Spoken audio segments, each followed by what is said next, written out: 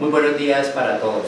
En nombre de PRODESEC, entidad dentro de la cual una de nuestras premisas es proteger héroes, queremos darle una bienvenida a este video sobre los contenidos de un botiquín, la forma de utilizarlos y básicamente lo fundamental en la utilización de un botiquín y los primeros auxilios. Mi nombre es Carlos Julio Figueroa Chapetón, soy médico. Hace 27 años ejerzo esa profesión, igualmente hace 27 años también me desempeño dentro del campo del socorrismo. Soy bombero, dentro del cual tengo el rango de teniente, soy bombero voluntario, no es mi profesión es la medicina. Queremos hablar un poquito de lo fundamental que son las herramientas que yo necesito para poder prestar un primer auxilio. Primer auxilio, primer respondiente, soporte vital básico, atención prehospitalaria, son una cantidad de términos que se usan para exactamente la misma función, sino que pues suena mucho más elegante decir primer respondiente que decir primeros auxilios, pero en la final es lo mismo, por eso el botiquín es de primeros auxilios y no de primer respondiente. El contenido fundamental de lo que existe en un botiquín de primeros auxilios pues tiene una historia muy larga, ¿no? Inicialmente uno metía en un botiquín todo lo que uno consideraba podía ser necesario para ayudar a alguien. Hoy en día ese ayudar a alguien es la columna vertebral del ejercicio de prestar un primer auxilio, pero la diferencia con antes es que ese querer ayudar a alguien tiene que estar acompañado de tener un conocimiento básico de lo que yo necesito hacer en la prestación del primer auxilio. Antes yo hacía lo que se me ocurría porque mi objetivo era ayudar. Hoy en día debo saber lo que estoy haciendo, pero para deber saber lo que estoy haciendo debo primero capacitarme y segundo contar con las herramientas necesarias. Ahí es donde está el botiquín de primeros auxilios. Por eso, continuando las ideas que llevamos, ya no es como antes, que meto todo lo que yo puedo utilizar. No, aquí tengo que tener única y exclusivamente lo que yo puedo aplicar sin producirle daño al paciente. Empecemos en orden.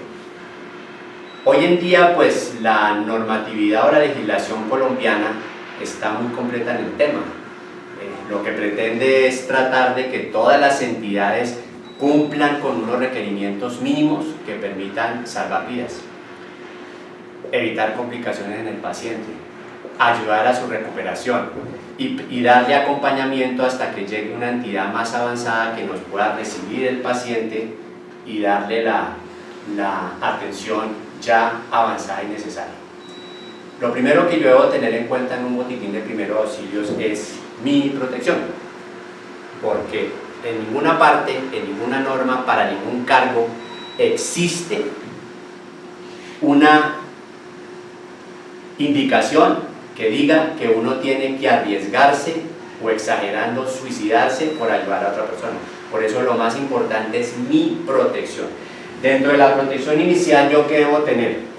Unas gafas que tengan una protección lateral, es decir, que sus brazos sean anchos, porque cualquier elemento que pueda venir del paciente y que pueda llegar a mi ojo me puede contaminar en una forma muy rápida.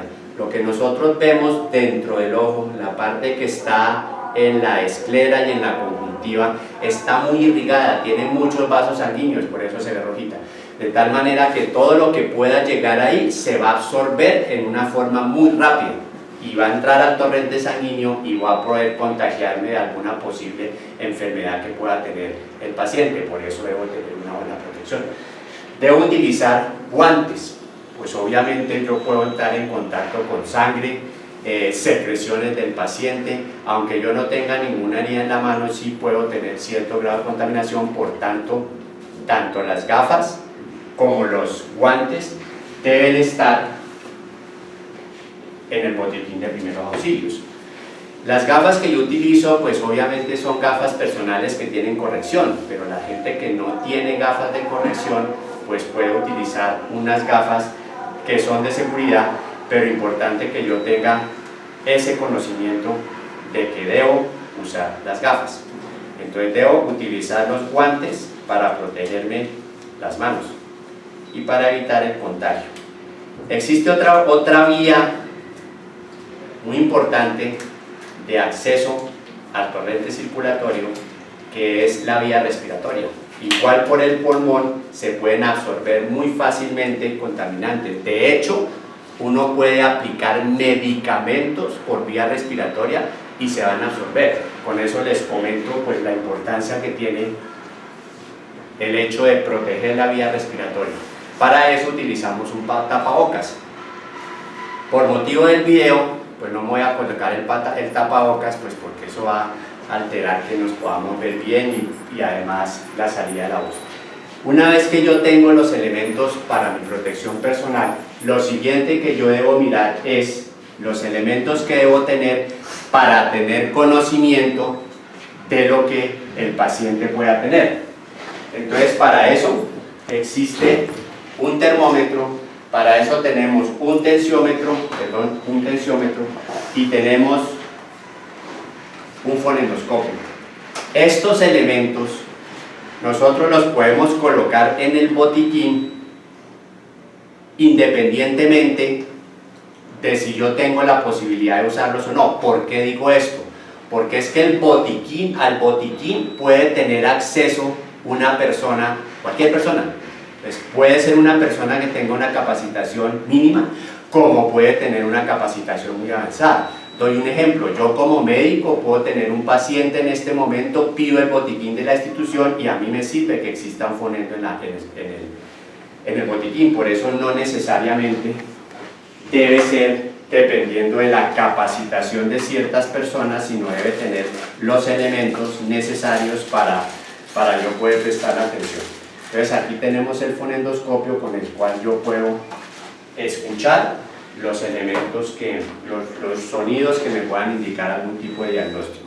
Eso lo veremos en un video de primeros auxilios.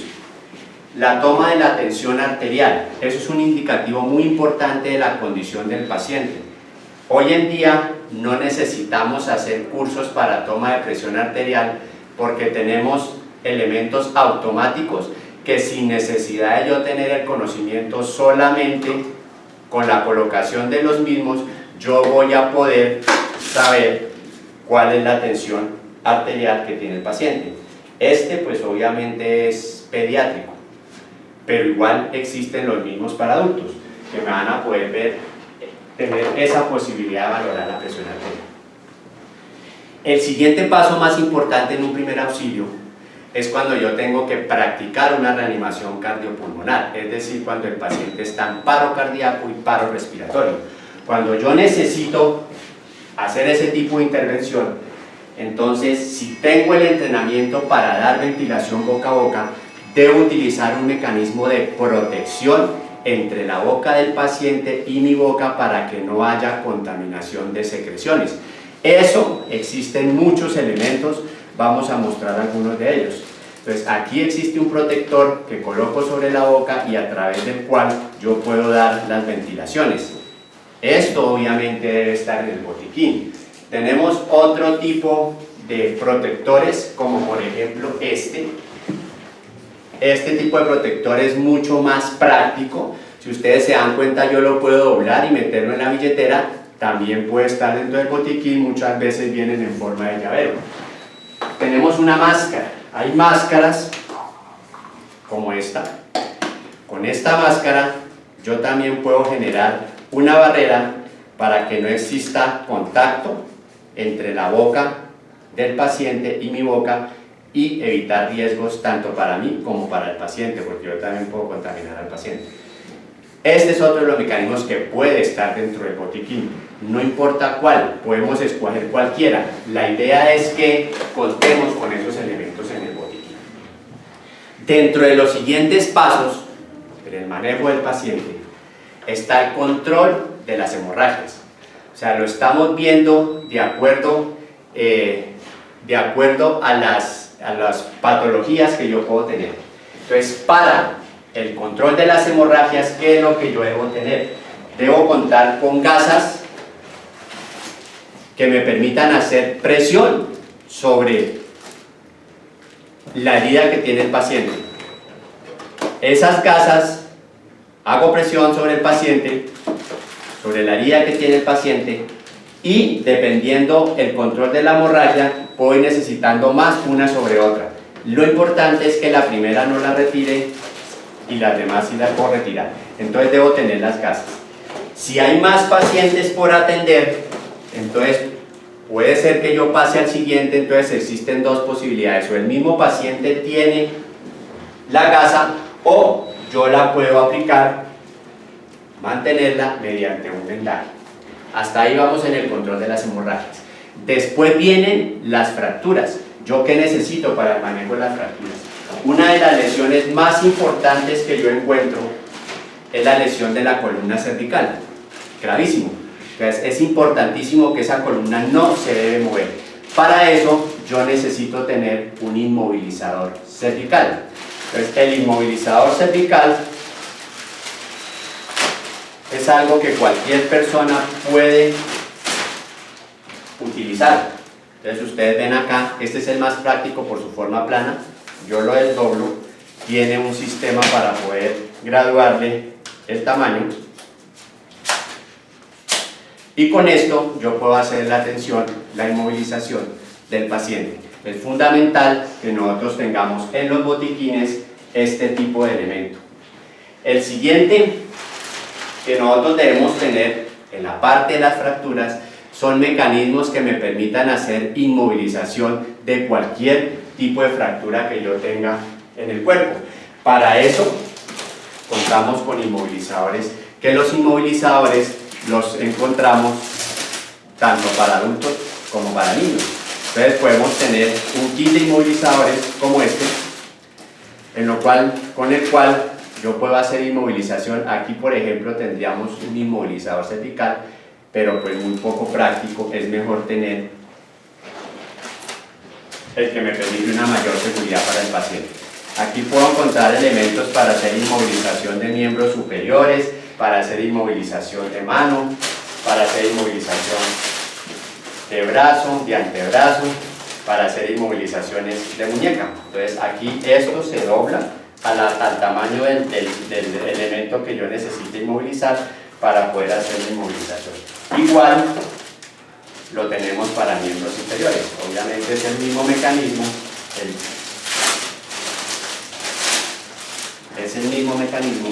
solamente que más largo. En este tipo de inmovilizadores yo debo tener en cuenta dos situaciones. Uno, obviamente cerrarlo para que haga el ajuste pertinente al miembro que yo debo inmovilizar. Ese es el primer punto importante. Y el segundo, que debo cubrir la articulación proximal al cuerpo y la distal al cuerpo de la parte fracturada. Si yo tengo una fractura aquí del antebrazo, debo inmovilizar el codo y debo inmovilizar la muñeca. Esto me permite ese tipo de inmovilizadores. Y la otra condición es que estas eminencias óseas que existen en el cuerpo, yo las proteja para que el inmovilizador no genere maltrato. Eso lo puede hacer uno con una gasa como las que veíamos nosotros. Entonces colocamos la gasa sobre la eminencia ósea para evitar que se ulcere por el roce del inmovilizador. Para el apoyo de este tipo de elementos, entonces nosotros contamos con vendajes. Entonces existen diferentes tipos de vendajes. Hay vendajes elásticos, hay vendajes rígidos. Una recomendación muy importante: los vendajes vienen apoyados con este ganchito, que es el que me permite hacer la sujeción. Recomendación es que no utilicemos estos ganchitos porque tienen punta y yo puedo tener un accidente y generar lesión en el paciente. Es mejor utilizar espadadrapo para hacer la fijación de este tipo de elementos. Corremos nosotros menos riesgo, entonces no utilicemos estos ganchos. Con esto, una vez colocada por ejemplo la inmovilización, yo puedo vendar para sostener la inmovilización y utilizar espadadrapo para hacer la fijación. Este elemento del espadadrapo es una de las cosas más útiles que existen en primeros auxilios.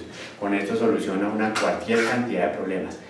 Espadadrapo el antiguito, como decimos nosotros normalmente. El microporro y eso no sirve para este tipo de actividades porque se desprende y se rompe muy fácil. Es mejor utilizar el esparadrapo de tela, es muchísimo más seguro. Y estamos prestando un primer auxilio. Él no se va a quedar con el esparadrapo 10 horas, sencillamente mientras nosotros le prestamos la atención inicial y después en el hospital verán qué otro tipo de elementos van a utilizar para continuar el manejo del paciente. Recomendación importantísima, muy importante. Cuando nosotros coloquemos un vendaje, si lo vamos a colocar en el brazo, siempre comencemos a colocar el vendaje desde distal hacia proximal. Nunca desde acá, desde proximal hacia distal. Eso es muy importante porque si yo lo coloco de aquí hacia allá, lo que hago es retener la sangre abajo y eso produce dolor. Por eso es mejor colocarlo de distal a proximal para hacer el drenaje, evita uno la inflamación y disminuye el riesgo de producir dolor. Hasta ahí nosotros tenemos la atención fundamental inicial del paciente en esos elementos que nosotros debemos tener para poder prestar atención. Vienen otros accesorios que son importantes que nosotros los tengamos en los botiquines. Por ejemplo, podemos tener unas tijeras para cortar la ropa. ¿Cuál es la recomendación?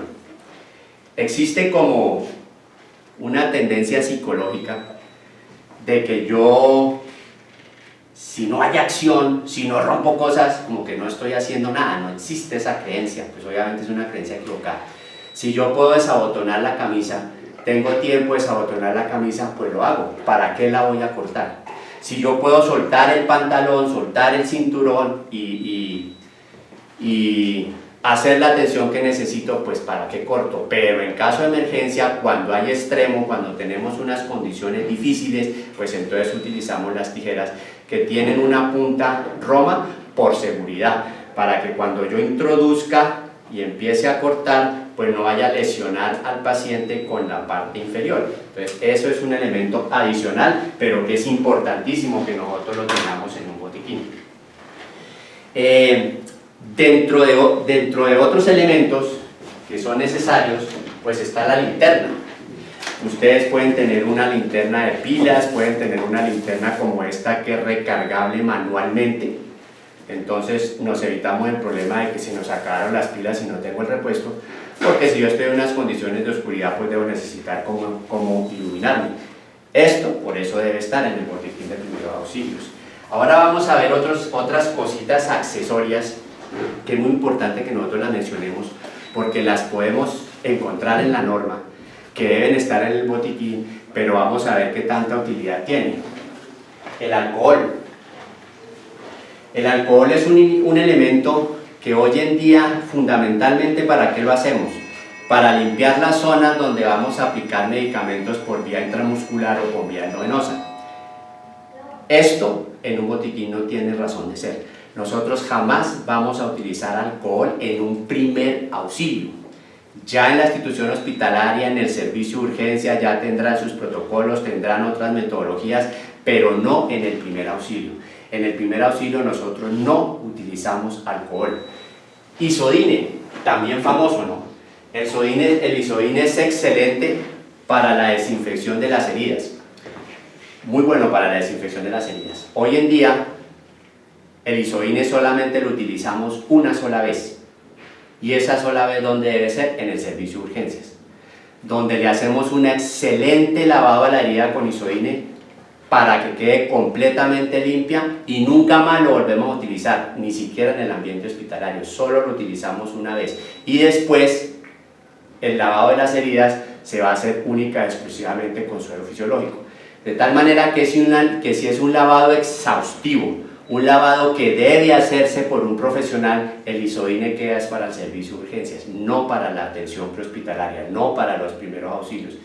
Y pues ya hoy en día se ha demostrado que el isodine retarda el proceso de cicatrización, por eso solamente se utiliza una sola vez, muy bien utilizado en el servicio de urgencias. Entonces la pregunta del millón, ¿y qué hacemos?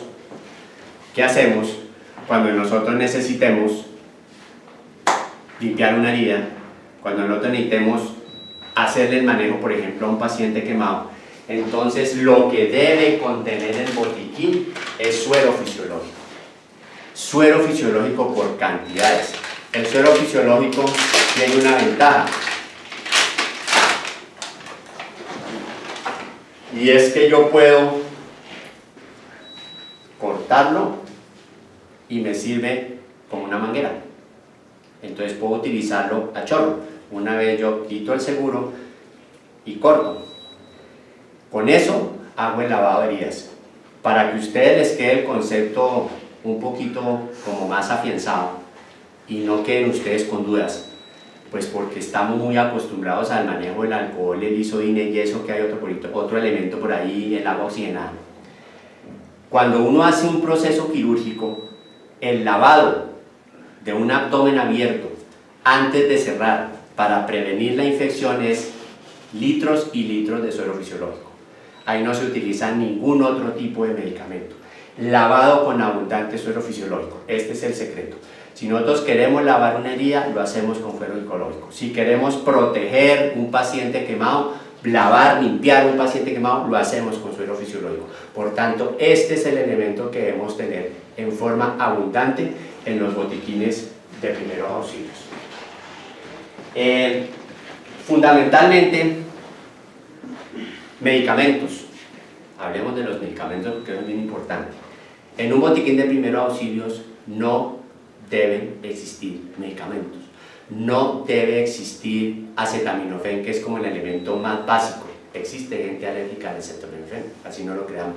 Entonces, los medicamentos solamente quedan para manejo posterior al primer auxilio, bien sea en una situación hospitalaria o bien sea por cuenta propia del paciente en razón de que él conoce su patología y dice, no, es que yo sufro de cefaleas y siempre me tomo, es decir, dolores de cabeza, y siempre me tomo este medicamento para el dolor. Bueno, señor, entonces tómese su medicamento, pero después del primer auxilio, no dentro del primer auxilio, no dentro de nuestra intervención. En nuestra intervención jamás utilizamos medicamentos. Por eso, el vasito de agua, el vasito para echar agua, sobra dentro de los botiquines, porque jamás debemos darle nada a un paciente.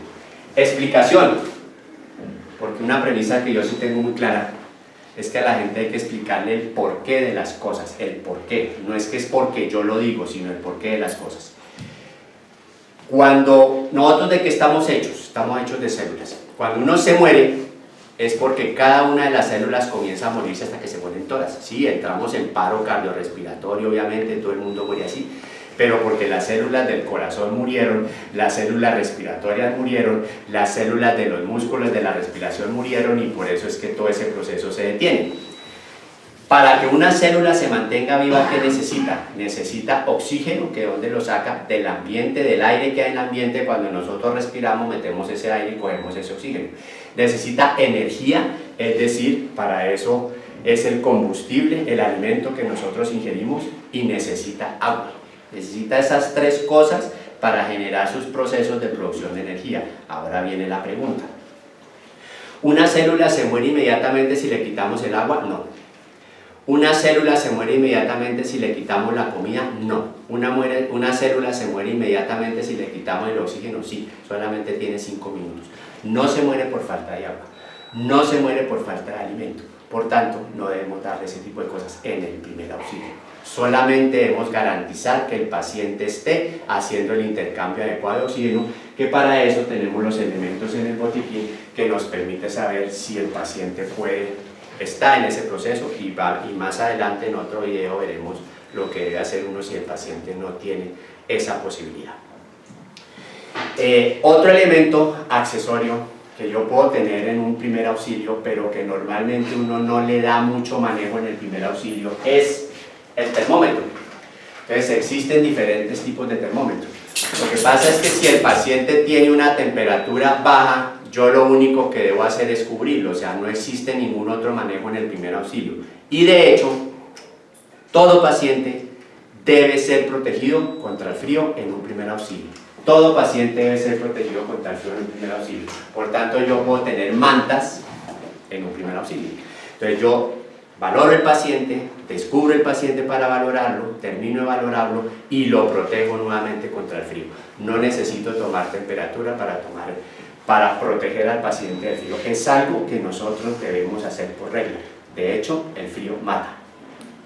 Hay otro elemento que no está dentro de los protocolos y las normas de los primeros auxilios, pero que es muy bueno tenerlo dentro de los botiquines. Ahorita hablamos de los famosos botiquines tipo A, tipo B y tipo C. Que es un cinturón, una riata, que me permita apretar al paciente en esta zona de la cadera. ¿Por qué? Porque las lesiones de la cadera, las fracturas de la cadera, pueden matar al paciente por una hemorragia. Es una hemorragia que nosotros no vemos, una hemorragia que nosotros no detectamos, que la podemos saber que existe ese riesgo haciendo la valoración del paciente. Si el paciente tiene la posibilidad de tener una fractura de cadera, entonces los inmovilizadores que nosotros tradicionalmente manejamos no van a servir. Entonces cogemos un cinturón y lo cerramos, lo apretamos muy bien en la zona de la cadera. Eso le va a dar tiempo para que el paciente llegue a una institución hospitalaria y reciba el manejo adecuado. Si no colocamos ese cinturón en la cadera, que por eso debe estar en el botiquín de primeros auxilios, si no colocamos esa riata que me fije la cadera, el paciente en unos 20 minutos puede morir sencillamente por un choque hipovolémico, es decir, por pérdida de sangre. Por eso es clave, y eso casi no se tiene en cuenta en los botiquines de primeros auxilios. Entonces, fundamentalmente, si nosotros repasamos y nos centramos como en el botiquín como tal, existen dos razones para tener un botiquín. La primera, cumplir con la norma, que es para lo que la mayoría de las personas tienen el botiquín. Sencillamente me hacen una auditoría, ¿usted tiene botiquín? Sí señor, aquí está. Entonces lo podemos tener en un gabinete, ¿cierto? Pegado ahí en la pared, obviamente debidamente señalizado. Lo puedo tener en un maletín pequeño, portátil. Lo puedo mantener en un maletín mucho más grande, con muchas más cosas, no importa, pero ahí tengo el botiquín, cumplo con la norma. Esa es como la primera idea que tenemos la mayoría de las personas. Y la segunda, tenemos un botiquín porque queremos tener los elementos con los cuales vaya a ayudar a una persona, y ese vaya a ayudarle sencillamente puede significar salvarle la vida. El que yo coloque un sencillo apósito en una herida y para esa hemorragia, o el más importante, el que yo sencillamente coloque un cinturón en la cadera después de haber valorado al paciente que posiblemente pueda tener una hemorragia si tiene lesión en la cadera, con eso solo le salve la vida. Si no tengo esos elementos en el botiquín, pues ¿cómo le salvo la vida? Entonces realmente la norma no es lo que salva la vida, no es lo que salva la vida. Lo que salva la vida es mi conciencia, mi conocimiento de lo que yo debo realmente tener en un botiquín para poder prestar ese primer auxilio. En Colombia, pues nosotros clasificamos en botiquines tipo A, botiquines tipo B, botiquines tipo C, de acuerdo a la complejidad del botiquín. El botiquín tipo A es el más sencillo. El botiquín tipo B, pues obviamente debe tener lo que tiene el A, más otras cosas adicionales. Y el botiquín tipo C, que es el más completo, pues debe tener lo del A, lo del B e incluir otras cosas del C. Pero cuando yo tengo un paciente, digamos un paciente que se rodó por las escaleras y quedó inconsciente al terminar su caída, pues entonces uno la valoración que hace no es, ¿este paciente será de botiquín A o será de botiquín C, B o será de botiquín C? Esa evaluación no es la que hace uno. Sencillamente tráigame un botiquín que tenga todos los elementos que yo necesito para atender a ese paciente. O sea, yo no escojo los pacientes que voy a atender. Por tanto, un botiquín debe ser un botiquín que tenga los elementos que debe tener un botiquín. Si ustedes quieren mirar lo que hay en la A, lo que hay en la B, lo que hay en la C, eso sencillamente busquen la norma. Metas en el señor Google que no sabe todo y decimos botiquín tipo A, y ahí dice lo que debe tener. Botiquín tipo B, y ahí dice lo que debe tener. Botiquín tipo C, y ahí dice lo que debe tener. Entonces cumplo con la norma, pero ya sabemos que ese no es el objetivo. El objetivo es tener lo que el botiquín debe tener, así suena redundante, para poder atender un paciente. Entonces retomemos un poquito el concepto. Primero, para que pues, nos fijemos en el contenido realmente del botiquín. Los elementos de protección personal. unas gafas de seguridad, o si el botiquín es personal, pues las gafas que tengan corrección como esta. El tapabocas, porque el tapabocas protege mi vía respiratoria y protege al paciente, porque yo también puedo contaminar al paciente. Los guantes, que los guantes sirven pues para no entrar en contacto directo con sangre o secreciones del paciente, que también pueden ser un elemento de contagio. Listo. Siguiente paso. ¿Qué debo tener para valorar el paciente? Independientemente de si estoy en capacidad de usarlo o no, ya vimos la razón por qué. Entonces debemos tener un fonendoscopio para poder auscultar el paciente. Entonces aquí en el botiquín, pues, bueno, esto es un buen aporte para ustedes. Cuando ustedes compran el botiquín y van y lo cuelgan, entonces perfecto. Entonces resulta que yo compré un fonendoscopio en mi botiquín y abro el botiquín, saco el fonendoscopio y el fonendoscopio está desarmado. Entonces, mientras armo el kit, pues el paciente está perdiendo minutos valiosos, ¿no? Acuérdense de la famosa hora dorada, que es la parte más importante de atención del paciente. Entonces, el fonendoscopio debe obviamente estar armado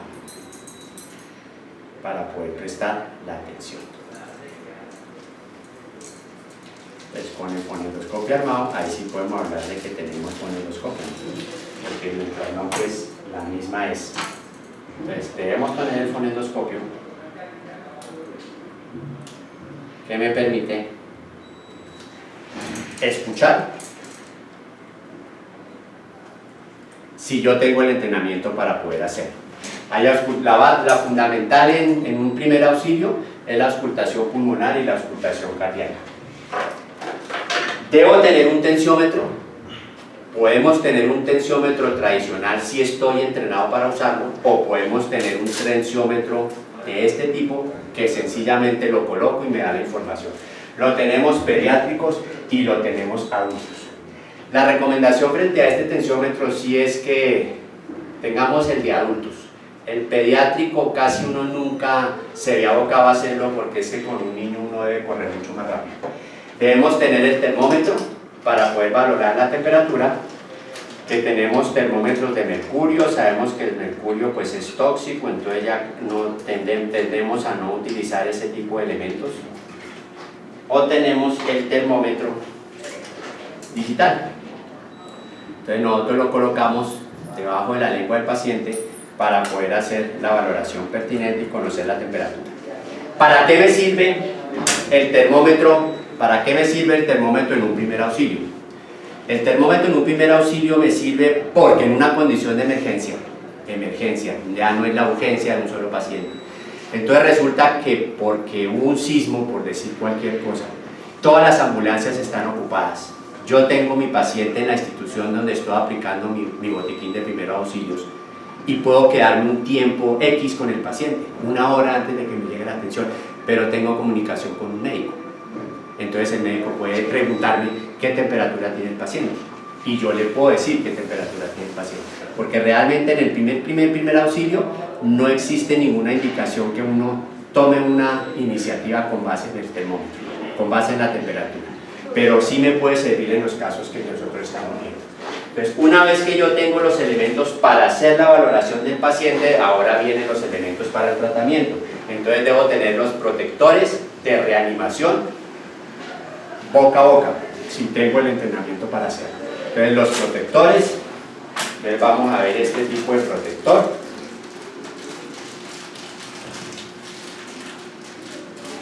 Este sí, aclaremos, ¿no? Porque entonces ahora pueden estar pensando ustedes allá del otro lado del video, uy, pero entonces el protector también tenemos que tenerlo destapado. Pues ese sí no hay que tenerlo destapado, porque es que esto viene con cierto grado de esterilidad, pero esto es muy fácil de abrir, entonces no tiene ningún problema. Este es un mecanismo, mire, esto iría dentro de la boca del paciente y con esto yo voy a dar la ventilación. Ustedes no se preocupen, esto tiene un derecho y un revés, pero sencillamente ustedes miren que pueden leer lo que está indicado en el protector. Lo que está indicado en el protector, y con base en eso ustedes pueden hacer la reanimación. Listo. Siguiente cosa que nosotros debemos tener. ya para el protector de reanimación boca a boca. Después viene el inmovilizador cervical, fundamental para prestar un primer auxilio, porque todo paciente con trauma debe ser inmovilizado cervicalmente. El inmovilizador cervical. Debemos tener las férulas que me permitan hacer inmovilizaciones de la fractura. Ya sabemos la condición, inmovilizar la fractura, la articulación que está cerca y la articulación que está lejos de la fractura, es decir, la proximal y la distal, y proteger las eminencias óseas. Ya tenemos los elementos para inmovilización. Debemos tener los vendajes, que los vendajes me sirven para fijar esos elementos de inmovilización y me sirven para fijar las maniobras que yo haga para control del sangrado. En el control de sangrado, ¿qué tenemos? Entonces tenemos fundamentalmente las gasas con las que yo ejerzo presión y posteriormente, si tengo más pacientes, coloco el vendaje por encima. Entonces, vendajes. La idea es que nosotros tengamos vendajes de todos los tamaños. O sea, es importante tener vendajes de todos los tamaños y la cantidad no sobra. Dentro de más tenga, muchísimo mejor. Y recuerden que el vendaje siempre lo coloco desde distal hacia proximal. Ya vimos la explicación. Existen unos vendajes de algodón, que los vendajes de algodón son muy útiles. Aquí tenemos un vendaje. Los vendajes de algodón son muy útiles porque recuerdan la protección de las eminencias óseas. Con este vendaje yo puedo poner primero el vendaje de algodón, protejo las eminencias óseas, luego el inmovilizador y luego el vendaje elástico. Y así queda el paciente puede estar bastante tiempo sin tener absolutamente ningún riesgo. Elemento fundamental, el esparadrapo. El esparadrapo me permite fijar todos los vendajes. Esa es la recomendación. Recuerden, no utilicemos estos ganchos porque me pueden generar riesgo. Peguémoslo con esparadrapo. Finalmente, para el lavado de las heridas, entonces nosotros tenemos el suero fisiológico. Ya sabemos que nada de isodine, nada de alcohol, nada de agua oxigenada, abundante suero fisiológico, que con eso nosotros hacemos el lavado pertinente de las heridas. Y otros elementos adicionales, entonces serían las tijeras que me permiten cortar la ropa si es necesario cortarla, y la linterna que me permite iluminar cuando yo tengo ese tipo de riesgo. Finalmente,